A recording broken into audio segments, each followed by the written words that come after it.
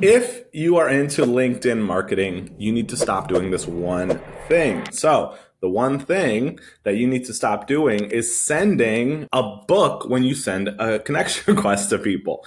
I know that there's a huge movement of people who are like, yeah, you definitely want to personalize all of your connection requests. But when you send a book to somebody who you just want to connect to on LinkedIn, unless they're like a celebrity, I typically don't advise it. And there's a couple of reasons why. First reason is because there's so many automation tools out there nowadays that when you include a blurb that's like, hey, I noticed you work in marketing industry, and I would love to connect with other really smart people, like that reads as spam.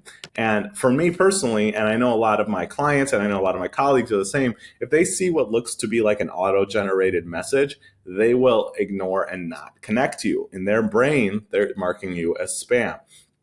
So that's the first reason, is that I've seen it like put a bad taste in people's mouth, right? The other reason, the second main reason, is our data actually shows that the lowest connection rates are with these blurbs of messages, and that you actually get the highest connection rates on average when you just leave it empty. Why? Because it's unassuming and seems real, right? If you see somebody on LinkedIn who you're like, oh, I met them once at this event, you could just send them a connection request. You do not need to send them an entire blurb of everything in order to get them to respond. If you are going to send a blurb, make sure it's actually personalized. Don't keep it too long, right?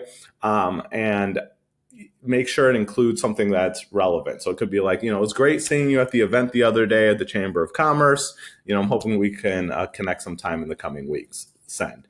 That would be kind of the end of it. And overall, I've still seen an improvement from just sending empty connection requests, because they're unassuming and not aggressive. So it doesn't seem like you're selling anything. It seems like you legitimately just want to connect. So after us not personalizing our connection requests, we saw our acceptance rate jump up by nearly 20%. So almost double.